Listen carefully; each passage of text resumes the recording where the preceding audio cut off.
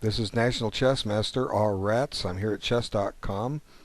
This is a series of members of the video lessons group in my name may submit their best games of chess, and I've promised I will make a video. Oh, I got a friend's request. I accept all friends' requests.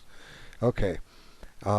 Anyway, this is submitted by steiniell, and this is an online game of a move every 3 days, and let's have a look and we'll talk about it.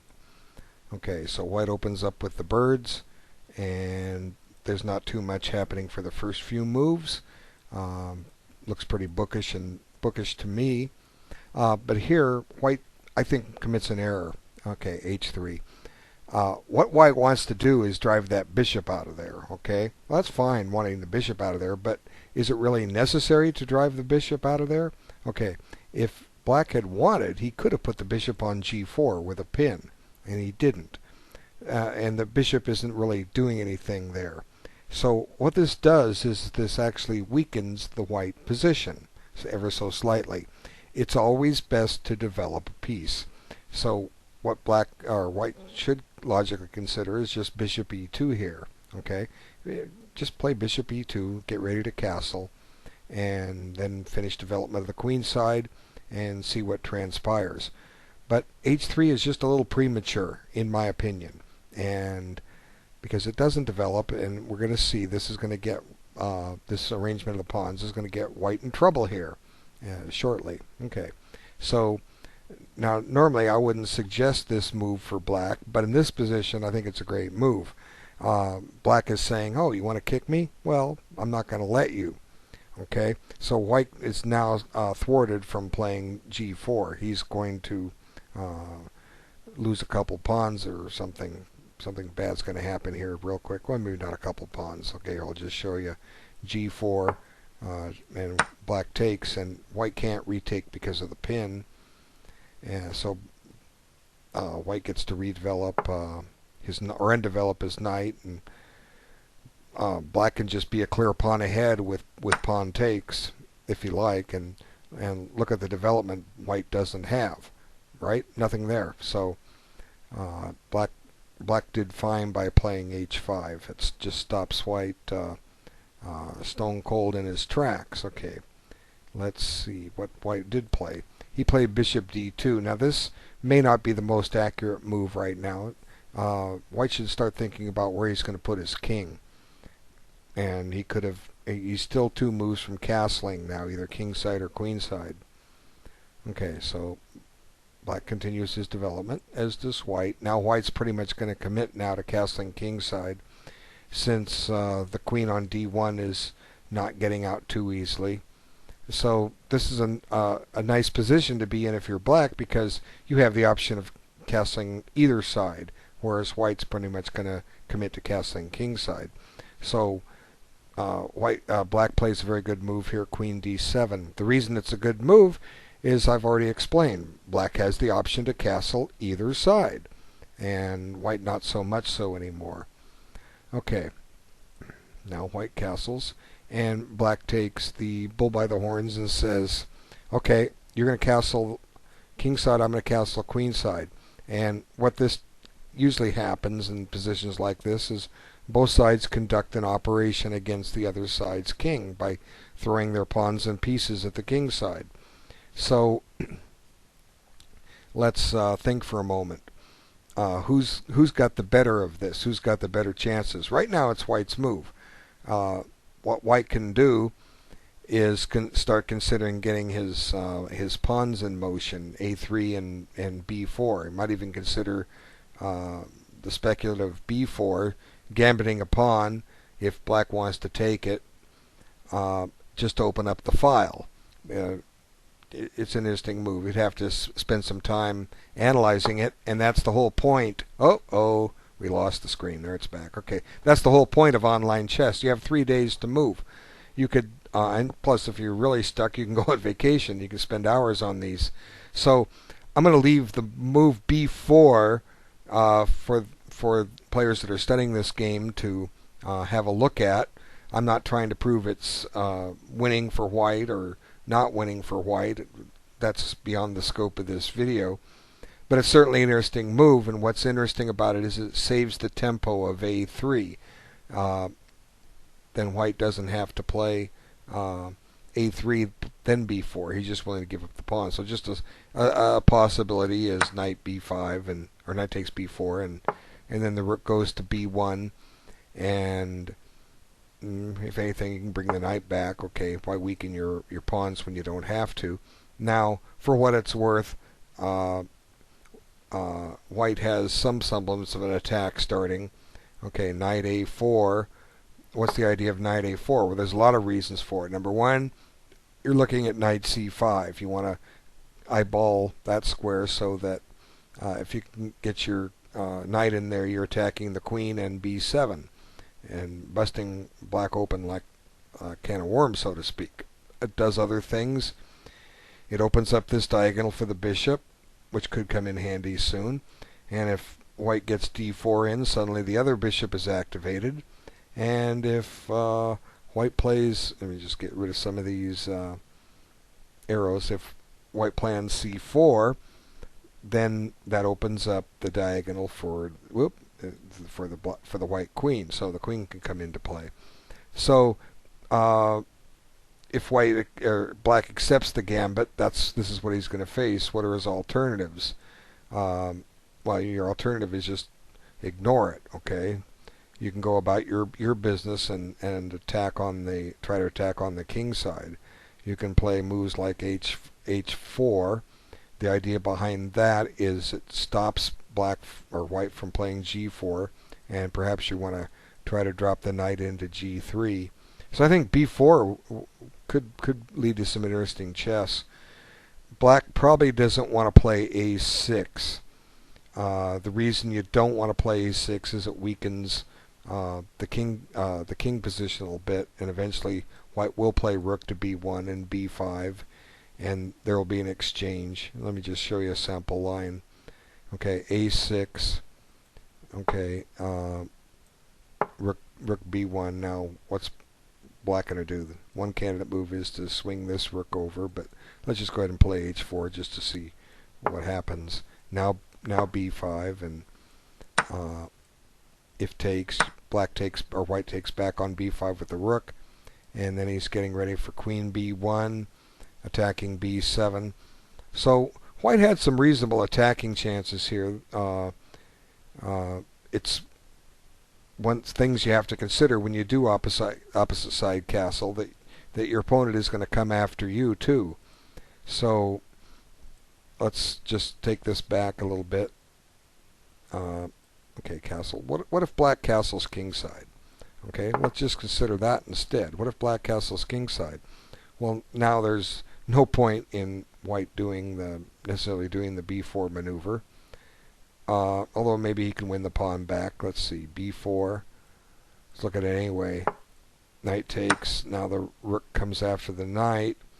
And if the knight moves back to C6, rook takes B7. That's an awful lot of work. You know, does white really want to do that? Well, he's got control of the file, although black can oppose it. Black will probably get control of it here in a second. If queen B1, rook takes, queen takes, and rook B8, and white's on the file. So maybe the rook's got to come back to B3 and try and close off the file. Although black can molest that rook. So maybe instead rook B1. I wanted to show this line as a possibility. Now white comes up with this clever move, queen A1, and he's going to plan to oppose the file and keep things even over there. Of course, if black goes into queen C8, we kind of have a Mexican standoff. Neither side is going to exchange rooks and allow the other to be on the file, and the game remains even. Now, if you're black, this is fine. You're giving up. Here you can see the ratings. You're giving up just over 300 rating points. You're happy with an even game. As long as you keep the game even, you're not losing. And when you can hold a draw against a higher rated player, that's a perfectly acceptable result. Okay, so that doesn't mean white has to play b4. I just wanted, it came up in the other possible variation. I wanted to see what else white can do. Well, what else can white do here? As mentioned, his king is just a little bit, king side is just a little bit weak. This bishop on e2 has no move. It's time to redistribute some of these forces. We got to get the rooks connected. It's common in a birds for white to play queen to e1 and queen to h4, same kind of themes he does in a Dutch. This is possible. Other possible moves might be to try to force g4 in. Let's see. Knight h2. Now white's covering g4 with his h3 pawn, is an h2 knight, and his bishop e2. Now, how do I find moves like this? Well, they're simple moves. You're looking for a plan. If you look at knight h2, it opens up the diagonal for the bishop, and it also places the knight on that square. These are thematic moves that I'm familiar with in all types of positions. They're not hard to find. But and also the queen is on that. So white's got a lot of firepower on g4. It looks like he's going to get it in. Or is he? Let's see. Black's on it one. Oh, black's on it 4 times too. But white can get another critter on it if he really wants. You can play king h1 and rook g1. See, g4 right away. Whoop, it's black's move. G4 right away doesn't quite work because black has more material on the board. Oh, wait a minute. No, he doesn't. Let's burn a move. Sometimes I can't count. Let's see. It's kind of... Yeah, see, white's getting ready to do it right away. Knight takes g4, and guess who came out a piece ahead? White did. So, white had reasonable moves if black castles, and either side. Knight h2 seems to be a fine move, but then again, on knight h2, I was burning a move for black. What if he just plays h4? That'll stop the en passant thing. Well, maybe that pawn becomes a target. Maybe white's going to win it. Now, the reason I go with the bishop, I don't see how white or black guards it, but I went with the bishop just in case we needed to play bishop f2 and queen e1. Yet another maneuver that you might be wanting to stop and learn. Okay, so let's back it up. And let's see, white played queen d7, and then black playing queen d7, queen castles. Now, white castle, or black, I always mix the sides up. Black castle long, and I was suggesting b4 is an interesting move. And there's nothing wrong with a3, which just spends a tempo, but it gives black an extra move here. One plan black might want to do is play rook to g8, knowing that when the eventual push to b4 or b5 comes, that we've cleared d8 for the knight, but we want to make sure that knight gets into play too. Sometimes that knight can get stuck. Let's find a move for black. I still want to play. You can't really do it. Let's maybe more prudent. Maybe rook g8 was a little too optimistic. Let's try rook e8 so that we can get e4 in. Okay, now comes b4. Okay, now e5. So one way to meet a wing attack is to strike in the center. Now it's white's move. How's he going to handle this? Take here, and then you take back, and then there's no target here. So maybe white has to push right now. Now, as I said, d8 is cleared, although b8 is also an option, but then the knight has no move. As I was saying, we want to be able to get it into play. Knight will get to e6. It's eyeballing f4. It's eyeballing c5. It might have some future there. Actually, no, we can't do this because now we're dropping the pawn on e5. Oh boy. Okay. So b5 might refute e5. So we go back to this idea a6, which lets white activate, and now we try e5, and now on b5 he takes with the rook. Now we got to be careful. d5 is covered. It's black's move. Maybe he takes here. Now we've got the open e file for what it's worth. Don't have any good squares for this knight to activate this bishop. It's an even game, but these just kind of giving ideas of plans you can construct. And if I'm trying to play active for both sides, and if one side fails to be active, they're going to get in trouble. That just happens. If one side doesn't find a plan and adhere to it, it's kind of doomed. Okay, so what white did instead was white kind of followed up the error that with his h3 move, and let me find the right spot on the PGN here. These things are a nuisance. There it is. Okay, knight h4. Okay, white came up with knight h4 instead, and this again has a lot of things wrong with it. White's supposed to be attacking on the queen side, not playing on the king side. This is black's turf. When you commit to opposite side castling, and in this case white didn't commit to opposite side castling, but he did commit to pretty much castling king side, and black wisely castled queen side to bring this about. When you commit to that, that's your plan of action, and you don't want to be playing on your opponent's side of the board. Okay, so the idea is to molest the bishop on f5. Well, again, what's that bishop doing? It's not, it's not doing a thing, but now it has something to do. And this is what white failed to calculate, that now this bishop has something to do. And why does this have something to do? Well, it's because white has allowed that bishop something to do. It's just that simple. You don't want to create chances for your opponent. So now with this next move, black has the better game, and it happened very quickly. So you might want to pause the video, have a look, and see what you can come up with. Okay, you resumed the video, and I hope you found this sacrifice. Well, white pretty much has to take or admit that his strategy didn't work and be a pawn down. So, but maybe that would have been the better choice as to what happens.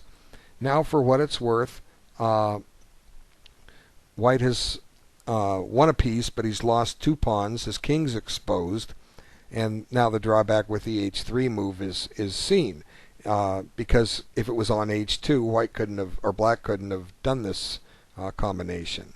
Now white must defend this position. And where is his attack against the enemy king? Well, it's non-existent.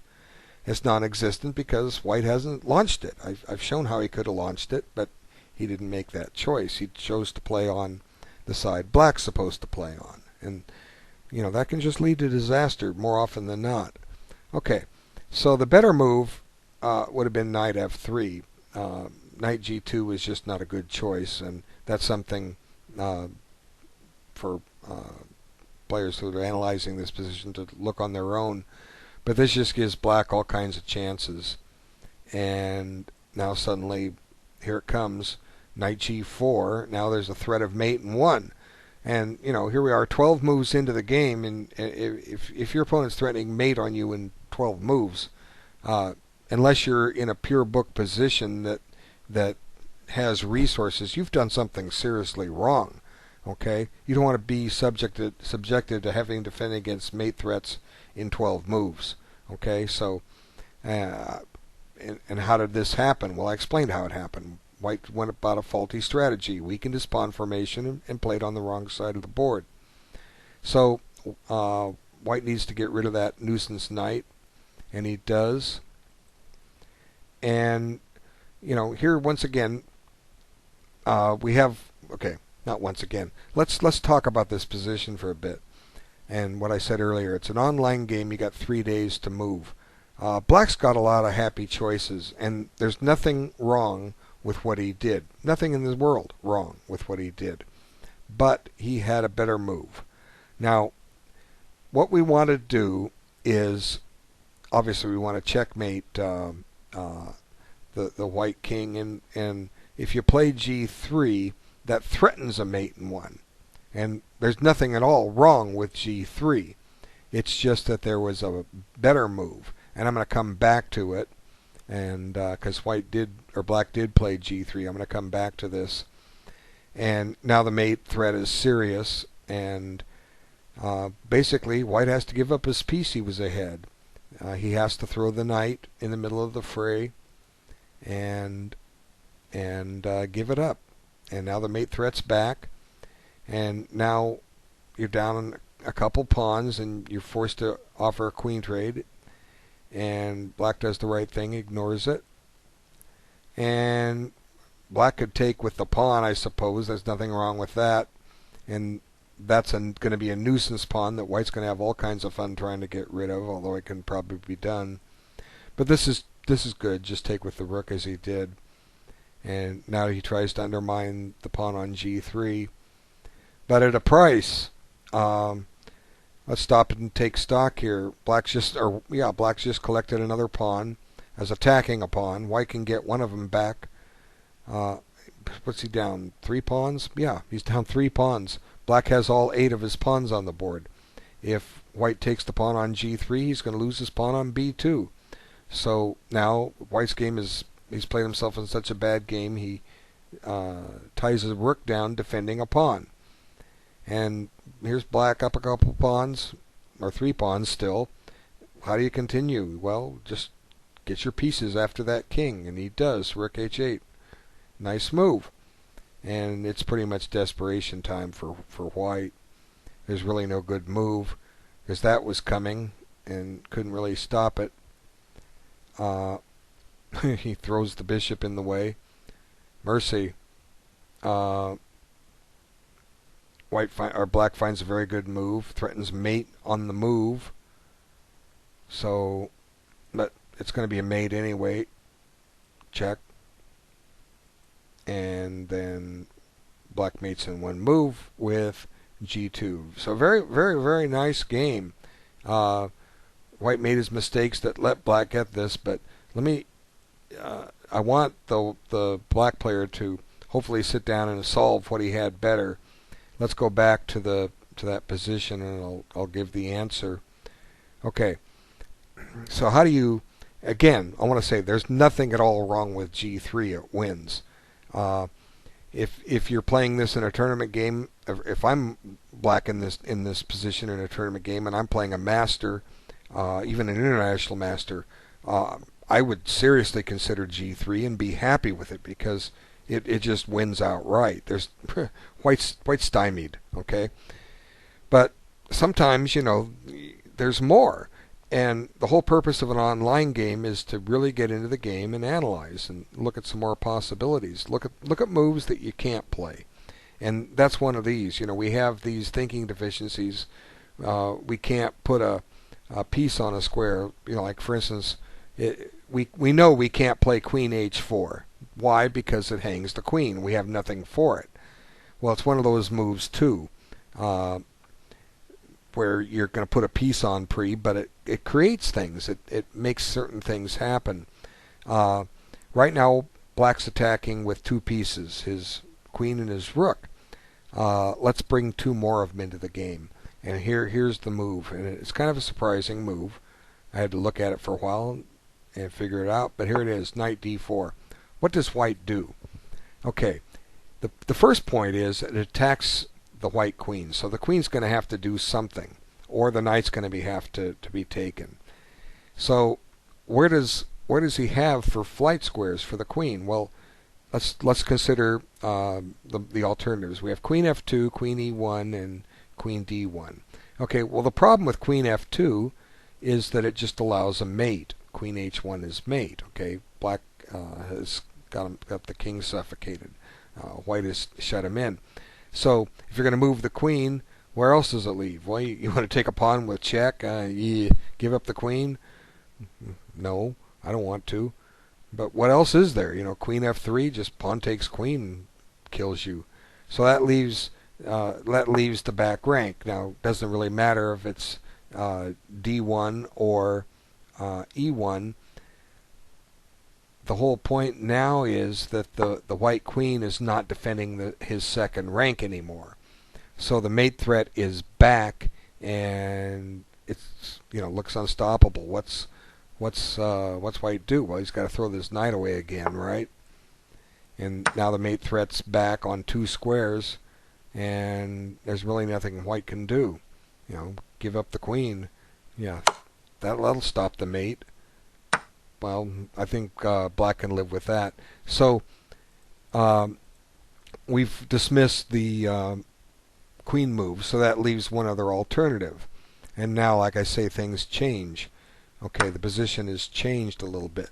Now we're going to get this bishop activated, but not yet.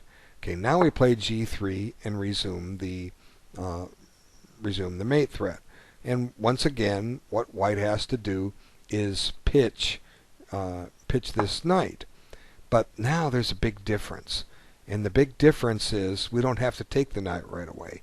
We can take this pawn with check. And now white's really in trouble. What's he do? The king has no legal move. You can play rook f2 and then just bishop takes f2 check, wins your queen, so that leaves bishop e3. And now there's a big difference. You're going to deflect the white queen off of the second rank and administer the mate. You didn't even have to bother to pick up the knight. So, when you have an online game, this is how you play an online game. You look, you analyze, you look at every possible check and capture, whatever. You look at it all. Even the ones normally you'd say I can't play that move. Well, what do you mean? How do you don't know until you analyze? I've said it before. We set up these metal barriers. I can't make that move because he'll do this. It goes back to my video lessons number 1. If you just open it up, the video, you don't have to see the whole thing if you've seen it already. Just to remind you, there's a diagram on the board with white has a rook and black has a rook and a pawn, and the pawn's on the 7th rank. And the question is white to play and do the best he can, and we'll come back to it. When I come back to it, I say clearly white puts his rook in front of the pawn and stops it from queening, then brings his king over, captures the pawn, and draws with king and rook versus king and rook, which is clearly the answer, and any reasonable player should be able to solve it. Well, the problem was the game wasn't between humans, it was between a couple computers. And the computer's thinking deficiency was such that it says white would play the rook somewhere else along the 1st rank and saying, go ahead, make a queen. I'm going to take it with my rook and I'll win a queen for a rook. And then black, being the same program, basically, wouldn't promote the pawn because it said, I can't lose my queen for a rook.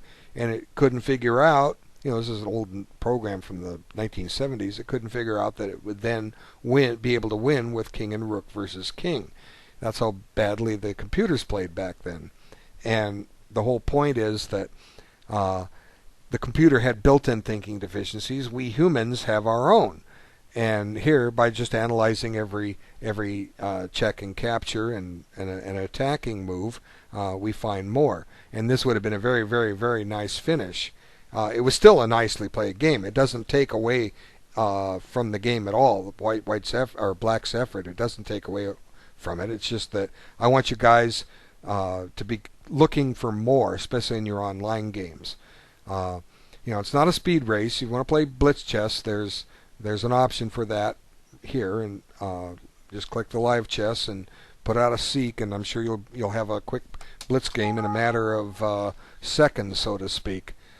But anyway, I want to thank you for taking time to look this. It was a nice game played by Black, and I'm sure that he's going to have many, many more fine games, and we look forward to watching him go up in strength with everybody else in this video lessons group, because this is the place to be. There's really not a better, more cohesive program than what I have. Just pay attention to what I have. It's all in one place.